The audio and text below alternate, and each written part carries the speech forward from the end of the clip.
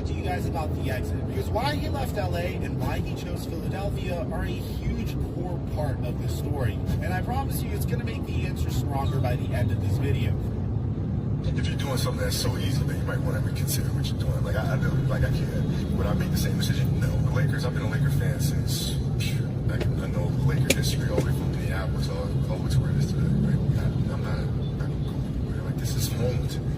As a leader, you gotta be able to take the good with the bad. Before we get into anything that sounds like criticism, let me take a moment to actually.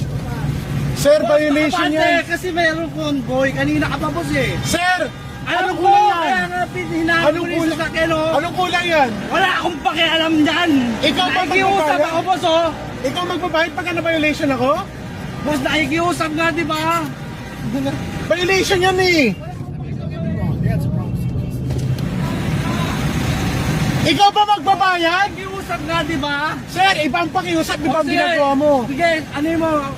Bigay ko, kunin mo yung ano ko. If you take a look at the trajectory of all these players, Bobo ka ba? like couldn't get it done. Bobo ka ba? Putang ina ba? Sir, Nakikiusap, di ba? Ayos! Babay!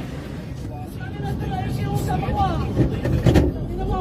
Larry Bryant Trophy and a fourth Finals MVP. Dragged that franchise to its 17th championship. He didn't just join the Lakers, he resurrected them. And the numbers are stupid. Across 8 seasons in LA, LeBron James averaged 25.9 points, 7.9 assists, and 7.7 rebounds. And he finishes his Lakers run top 10 in franchise history. Puta. Points, assists, field goals, and three-pointers. Think about who's on the Lakers leaderboards, guys. Magic Johnson, Kareem Abdul-Jabbar, Kobe Bryant, Jerry West, and LeBron walked in at age 33 and carved his name next to them in less than a decade. So I want to be absolutely